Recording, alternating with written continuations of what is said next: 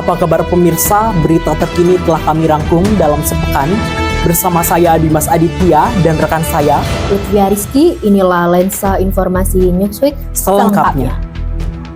Berita pertama datang dari dalam kampus.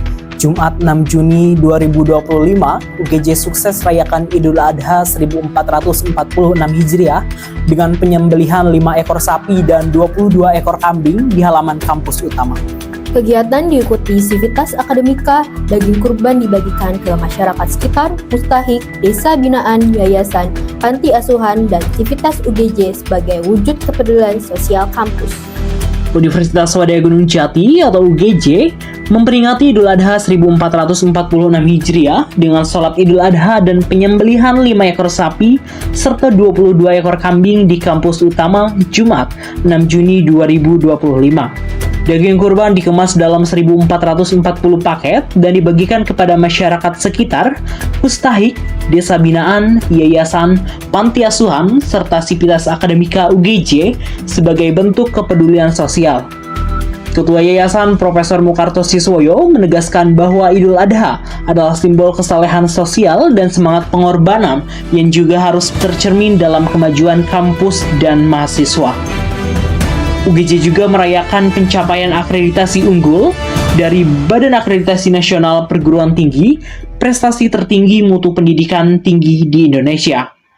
Rektor UGJ Profesor Ahmad Paki menyatakan bahwa akreditasi ini menjadi motivasi untuk membangun kampus digital dan mewujudkan UGJ sebagai perguruan tinggi riset berbasis kearifan lokal dengan visi global pada 2034. Berita kedua datang dari luar kampus. Bupati Raja Ampat menyampaikan bahwa masyarakat tidak menginginkan tambang nikel PT GAG di Pulau GAG ditutup. Menurutnya, masyarakat setempat menilai keberadaan tambang memberikan manfaat ekonomi dan membuka lapangan kerja bagi warga sekitar. Bupati Raja Ampat, Orideko Iriano Burdam, menyatakan bahwa mayoritas masyarakat di Pulau GAG menolak rencana penutupan tambang nikel yang dikelola oleh PT GAG Nikel. Pernyataan ini disampaikan langsung oleh Bupati pada Senin 9 Juni 2025 di Sorong. Menurutnya, aktivitas pertambangan telah menjadi sumber penghidupan utama masyarakat setempat, dan mereka berharap operasional tambang tetap berlanjut. Orideko juga menepis isu pencemaran lingkungan yang sempat beredar luas di media sosial. Berdasarkan kunjungan lapangan bersama Menteri ESDM Bahlil Lahadalia dan Gubernur Papua Barat Daya, tidak ditemukan indikasi kerusakan lingkungan di sekitar lokasi tambang. Ia mengapresiasi PT GAG Nikel yang terus melakukan pengawasan ketat melalui analisis dampak lingkungan atau AMDAL. Saya dapat pesan langsung dari masyarakat, mereka tidak ingin tambang itu ditutup, ungkap Orideko. Ia juga menegaskan pentingnya menjaga keindahan alam Raja Ampat dan mendorong masyarakat untuk tidak mudah terpengaruh oleh informasi hoax. PT GAG Nikel sendiri merupakan salah satu dari 5 perusahaan tambang aktif di wilayah Raja Ampat dengan wilayah kontrak karya seluas lebih dari 13.000 hektar di Pulau GAG. Berita ketiga datang dari Jawa Barat. Ancaman longsor susulan membuat proses pencarian korban bencana di Gunung Kuda terpaksa dihentikan sementara. Tim SAR dan relawan memprioritaskan keselamatan karena kondisi tanah yang labil dan cuaca yang tidak menentu. Operasi pencarian korban longsor di Tambang Batu Gunung Kuda, Desa Cipanas resmi dihentikan pada Kamis 5 Juni 2025 sore hari. Keputusan ini diambil setelah terjadinya longsor susulan yang terus mengancam keselamatan tim pencarian. Longsor terjadi pada Jumat pekan lalu saat aktivitas tambang sedang berlangsung. Sebanyak 25 orang dinyatakan meninggal dunia, 11 orang selamat, dan 4 korban lainnya belum ditemukan. Pencarian dihentikan setelah terjadinya pergerakan tanah di lokasi semakin signifikan, ditambah munculnya rembesan air yang memperbesar risiko longsor lanjutan. Petugas SAR mencatat pergerakan tanah melebihi batas aman. Bahkan pada hari ke-7, pergerakan tanah mencapai 20 cm. Hal ini menjadikan kondisi sangat berbahaya untuk melanjutkan pencarian. Sementara itu, pihak kepolisian telah menetapkan 2 tersangka dari pengelola tambang Al-Ajhariyah berinisial AK dan AR. Keduanya diduga lalai menjalankan operasional tambang tanpa izin RKAB dan tanpa memperhatikan keselamatan kerja.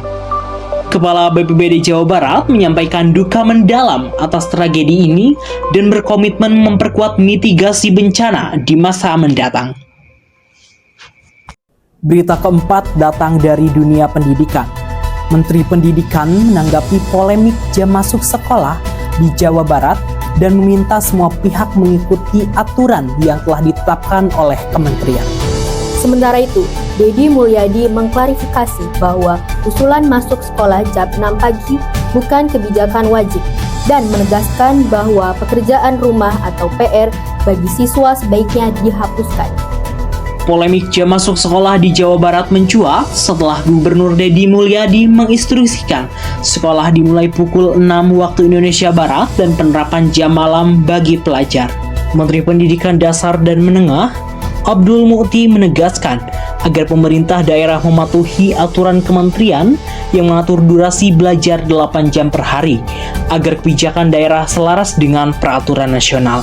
Menanggapi polemik, Deddy Mulyadi klarifikasi bahwa jam masuk sekolah tahun ajaran baru 2025-2026 adalah pukul 6.30 waktu Indonesia Barat, bukan pukul 6. Ia juga menegaskan akan menghapus pekerjaan rumah agar anak-anak dapat lebih rileks di rumah dan fokus beristirahat, berolahraga, serta membantu keluarga. Deddy menyebutkan kebijakan ini bagian dari reformasi pendidikan Jawa Barat untuk mencetak generasi Pancawaluya yang cerdas dan terampil. Ia memahami adanya pro dan kontra, namun menilai perbedaan pendapat wajar dalam demokrasi. Berita kelima datang dari Jakarta. Presiden Prabowo Subianto menyambut kedatangan Timnas Indonesia dengan hangat di kediamannya di Jalan Kartanegara. Penyambutan ini merupakan bentuk dukungan dan apresiasi Presiden atas perjuangan para pemain timnas di kancah internasional. Presiden Prabowo Subianto menerima langsung tim nasional sepak bola Indonesia di kediamannya di Jalan Kertanegara, Jakarta, Jumat siang 6 Juni 2025. Pertemuan ini sebagai apresiasi atas kemenangan penting timnas atas Republik Rakyat Tiongkok dalam kualifikasi Piala Dunia 2026. Menteri BUMN Erick Thohir menyebut momen ini penuh kehangatan dan kekeluargaan di luar protokol Istana Merdeka. Kapten Jay Idjels dan pelatih Patrick Kluivert mengungkapkan rasa syukur atas dukungan Presiden yang memperkuat semangat tim. Presiden Prabowo dan Timnas menikmati makan siang bersama, bernyanyi, dan merayakan kemenangan dengan penuh keakraban. Hadir pula Menteri Sekretaris Negara dan Sekretaris Kabinet sebagai pendamping Presiden. Berita terakhir datang dari Kota Bandung. Kepala Dinas Pendidikan Jawa Barat menyebut kondisi kenakalan remaja sudah darurat dan mendesak penerapan jam malam pelajar. Aturan ini mulai diterapkan di Kota Bandung dengan melibatkan berbagai pihak, termasuk sekolah, orang tua, dan aparat keamanan.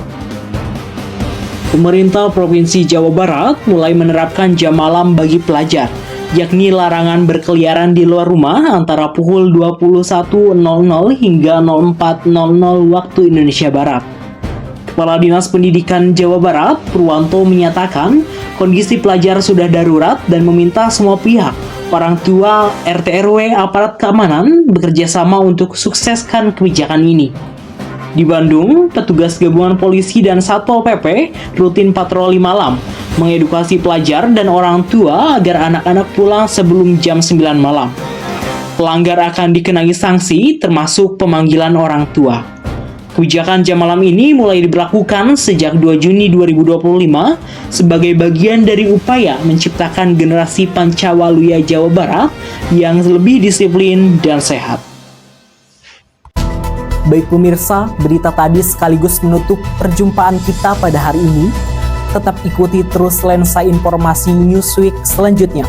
Saya Dimas Aditya dan saya Lutfia Rizky serta kru yang bertugas pamit undur diri. Tetap semangat dan sampai jumpa.